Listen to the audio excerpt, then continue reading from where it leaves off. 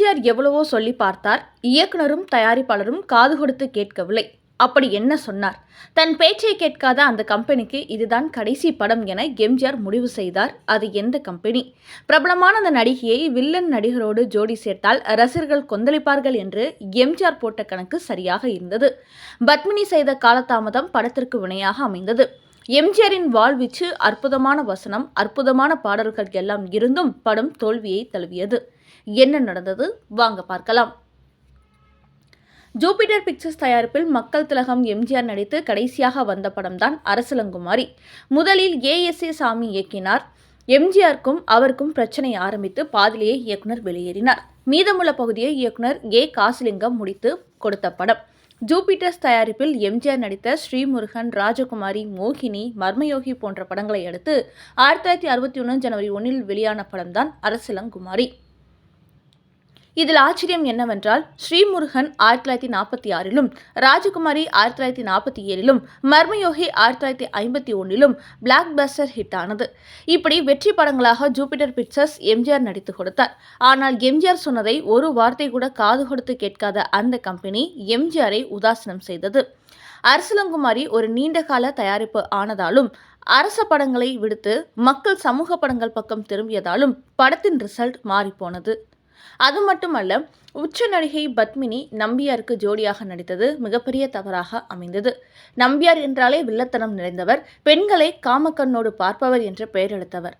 பத்மினி ஒரு குடும்ப இமேஜோடு அப்போது நடித்து வந்தார். முத்தான பாடல்கள் நிரம்பியிருந்தும் அரசலங்குமாரி படத்தை வீழ்த்தியதும் எம்ஜிஆர் படம்தான். வெற்றி படத்தின் வேகம். அரசலங்குமாரி எதிர்பார்த்த பிளாக் பஸ்டர் வெற்றியை பெறவில்லை என்றாலும் சாதாரண படங்களை காட்டிலும் அதிகமான வெற்றியை பெற்றது. 1961 பிளாக் பஸ்டர் படம் மக்கள் திலகத்தின் திருடாதே மற்றும் தாய் சொல்லை தட்டாதே படங்கள் தான். அவருக்கு நிகர் அவரே.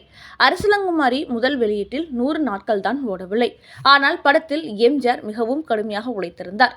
வாள் சண்டையில் உச்சபட்ச வீரத்தை இப்படத்தில் காணலாம்.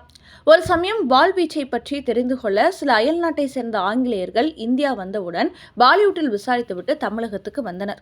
தலைவர் அப்போது தமிழக முதல்வராக வீற்றிருந்தார்.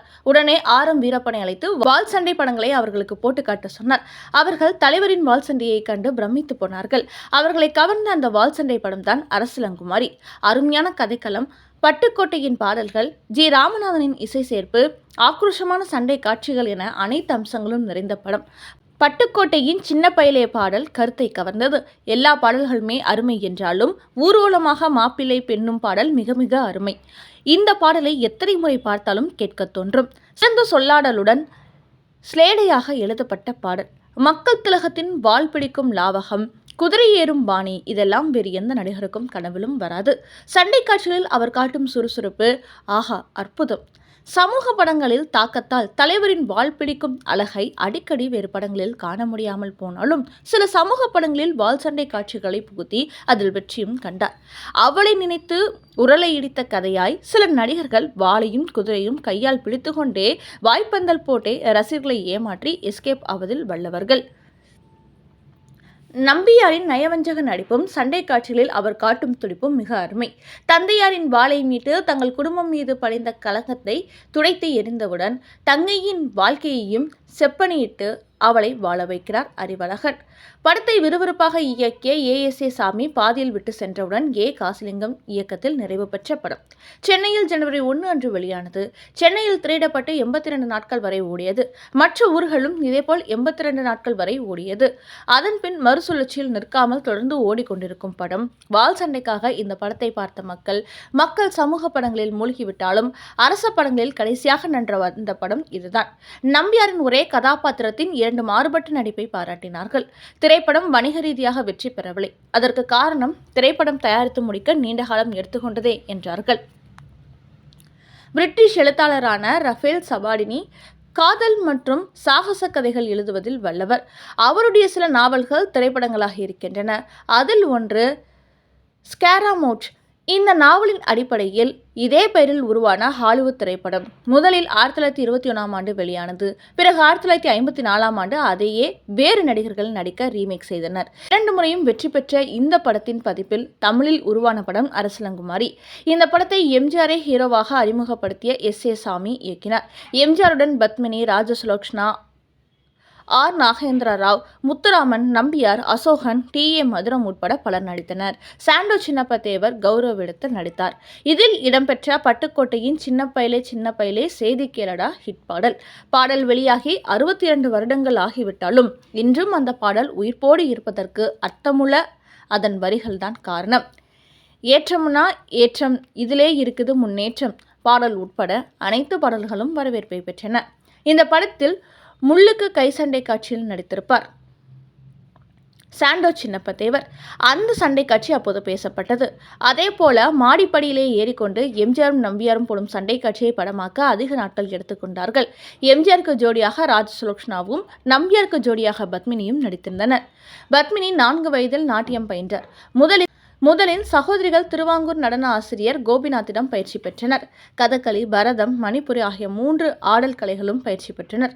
10 வயதில் அரங்கேறி ஏறக்குறைய 64 ஆண்டுகள் நாட்டிய உலகில் புகழோச்சி நாட்டிய பேரொளி என அழைக்கப்பட்டார். குச்சிப்புடி, மோகினியாட்டத்திலும் வல்லவர். 17 வயதில் திரையுலகில் புகுந்தார். இயக்குனர் உதயசங்கர் தனது கல்பனா என்ற ஹிந்தி மொழி படத்தில் முதலில் இவர்களை நடிக்க வைத்தார். ஆனாலும் இவர்கள் நடனமாடி வெளிவந்த முதல் திரைப்படம் கன்னிகா என்பதாகும். இப்படத்தில் சிவமோகினி வேடத்தில் நடனமாடினார். பின்னர் வேதாள உலகம் படத்தில் நடனமாடினார். என்.எஸ். கிருஷ்ணன் தயாரித்த மணமக்கள் என்ற படத்தில் நடித்தார். தவிர சிலோன் தியேட்டரின் கபாடி அரச்சகாயா என்ற சிங்கள படத்திலும் நடனமாடினார்கள். சிவாஜி கணேசனும் மோகனாங்கியாக பத்மினியும் நடித்தனர். வஞ்சிக்கோட்டை வாலிபனில் பத்மினிக்கும் வைஜெயந்தி மாலாவிற்கும் நடக்கும் நாட்டிய போட்டி புகழ்பெற்றதாகும். மன்னாதி மன்னன் படத்தில் மக்கள் திலகம் எம்ஜிஆர் பத்மினியும் நாட்டியம் ஆடும் காட்சிகள் மக்கள் மனதில் மிகவும் ரசிக்கத்தக்கவர்கள் இடம் பிடித்தது. அதே படத்தில் வரும் கண்கள் இரண்டும் உன்னை என்று காணுமோ என்ற பாடல் வரலாற்று பாடலாக இடம்பெற்றது. இவ்வாறு புகழ்பெற்ற பத்மினி திருமணம் செய்த போது இமேஜ் குறைந்தது. இந்த படம் தொடங்கியதிலிருந்து பல்வேறு பிரச்சனைகள். இதனால் 4 வருடங்களாக படம் வெளியாகவில்லை. படத்தின் டைட்டிலில் இயக்கம் ஏ.எஸ்.ஏ. சாமி என்று போட்டுவிட்டு எஞ்சிய பல காட்சிகளை நிறைவு செய்து தந்தது டைரக்டர் ஏ. காசிலிங்கம் என்று போடுவார்கள். காசிலிங்கம் எடிட்டராக இருந்து இயக்குனரானவர். 1961ஆம் ஆண்டு தயாரிப்பாளர் ஜூபிட்டர் சோமு மறைந்த பின்புதான் படம் வெளியானது. எம்ஜிஆரின் அரசிலங்குமாரி, சிவாஜியின் தங்க பதுமை உட்பட 4 படங்களை ஒரே நேரத்தில் தயாரித்தது ஜூபிட்டர் பிக்சர்ஸ். இந்த படங்கள் பெரிய வெற்றி பெறாததால் ஜூபிட்டருக்கு சொந்தமான நெப்டியூன் ஸ்டுடியோ விற்பனைக்கு வந்துவிட்டது. அதை எம்ஜிஆர் வாங்கி சத்யா ஸ்டுடியோவாக்கினார். அதே சமயம் பத்மினிக்கு திருமணமாகி அவர் கர்ப்பமாக இருந்தார். குழந்தை பேருக்காக ஓய்வு எடுத்துக் கொண்டிருந்தார். அதனால் படம் தாமதமானது.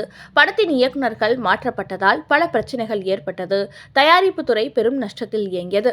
அதனால் படம் தயாரிப்பில் எளிமையாக இழுத்து கொண்டு வந்தது. படம் வெளியாகி படம் பார்த்த ரசிகர்கள் பத்மினி நம்பியாருக்கு ஜோடியாக எம்ஜிஆர் ஜோடியாக போற்றிருக்கலாமே என்று முணுமுணுத்தார்கள். வெளியே வரும்போது பேசிக் கொண்டு வந்தார்கள். எம்ஜிஆர் பத்மினியும் ஜோடி சேர்ந்து நடித்திருந்தால் நன்றாக இருந்திருக்கும் என்று சொன்னார்கள். இப்படி பத்மினியும் தயாரிப்பு நிர்வாகிகளும் இயக்குநர்களாலும் ஒரு வெற்றி பெற வேண்டிய படம் தோல்வியை தழுவியது. அந்த கம்பெனியை இழுத்து மூடப்பட்டது. அந்த கம்பெனியை வாங்கியவர் சத்யா ஸ்டுடியோ என்ற நிறுவனத்தை நிறுவிய மக்கள் திலகம் எம்ஜிஆர் அவர்கள்.